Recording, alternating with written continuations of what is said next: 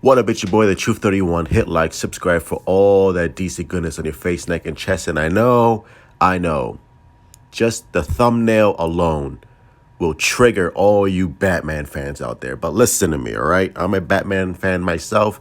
I love the character since I was 6 years old, okay? Relax. Relax. I got it. I understand it. But hear me out. Listen. We all know that Matt Reeves' Batman trailer was absolutely phenomenal. Views through the roof. People are excited. The bulge in my pants is about to pop out any minute now.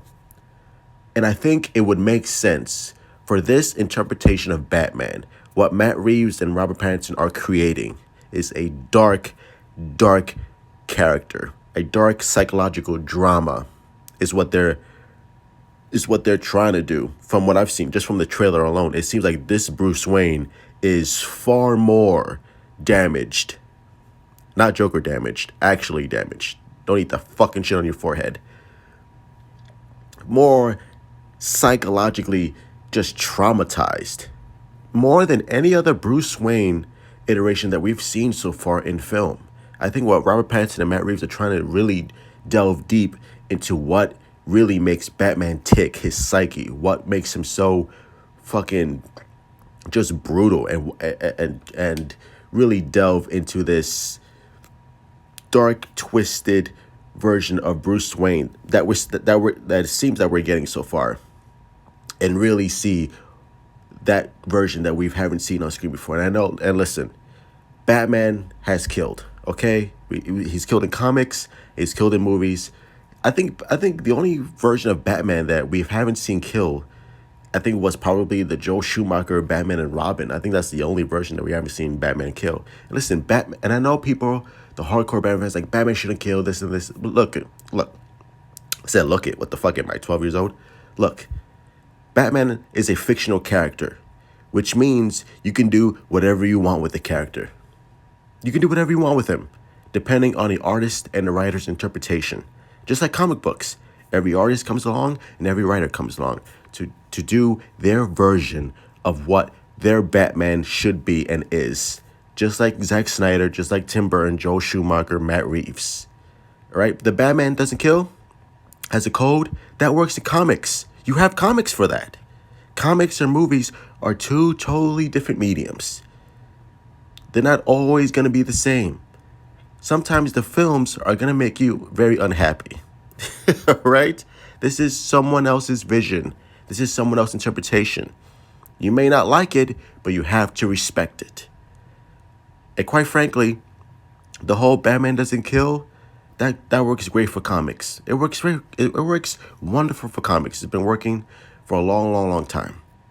As far as the movie goes, doesn't really make that much sense. I don't like it.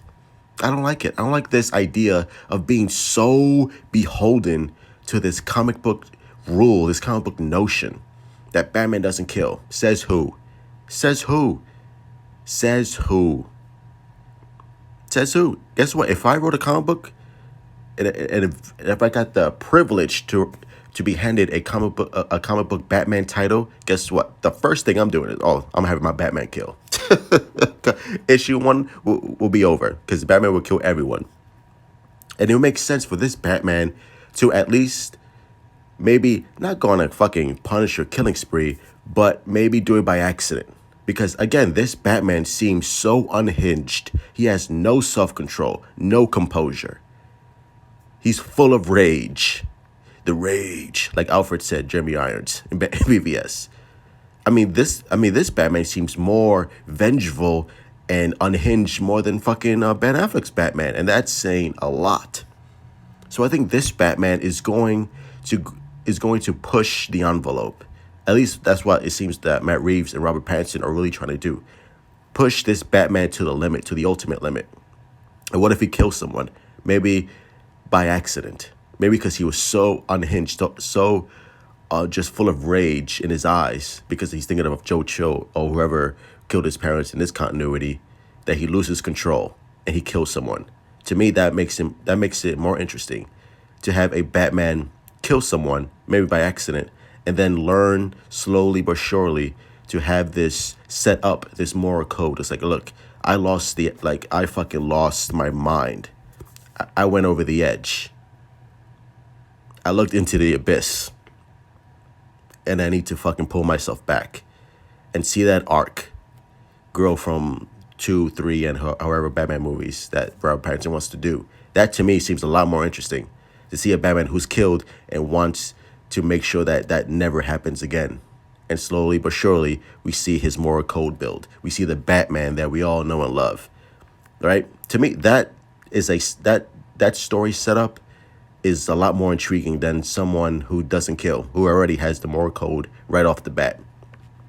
That to me is, again, works for comics. As far as the movie goes, that's kind of boring. I want this Batman to be flawed, to be feared, to be vengeful. A Batman who is not afraid to push the envelope. A Batman that's not afraid to go over the line. And like I said, Batman has killed many times in comics.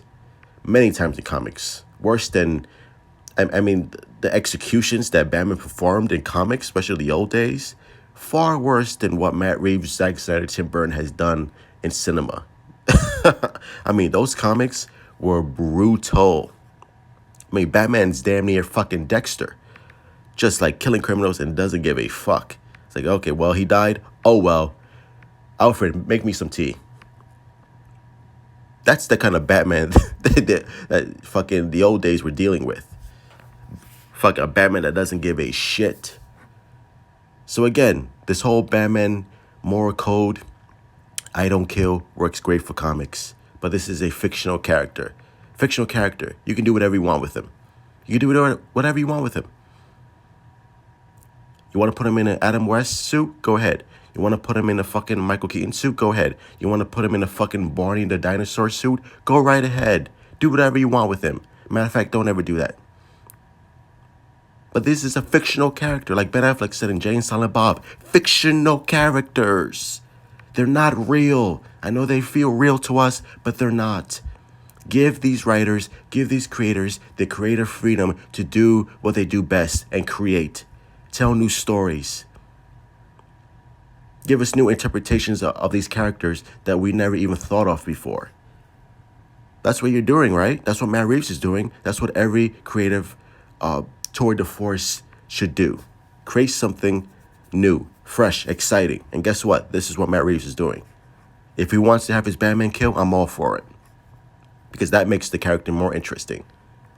To me, anyway. I know, again, the hardcore Batman fans will be like, what do you mean, okay? He has a moral code. He shall never kill, okay? He's real, damn it. He's real to me. I swear, if Matt Reeves kills, I will never see this movie again. Calm down. Relax. It's going to be okay. Have a Coke and a smile and shut the fuck up. And let Matt Reeves do what he does best and make great films. And I promise you, this is going to be a great film. The story is what matters. That's it. If the story requires that Batman kill, then guess what? It's going to happen. If he doesn't kill, all the better for it. Either way, all I care about is the story, the characters. Show me something new. Show me something fresh. And I think that's what Matt Reeves is going to deliver. So anyway, those are my thoughts. Smash that fucking like button, you fucking nerds. Subscribe for more DCEU content. More videos will be coming up shortly. And yeah, follow me on Twitter, Instagram, all that good stuff. And just remember, it's a comic book movie. Relax. It's not the end of the world. It's going to be okay. All right? Truth out.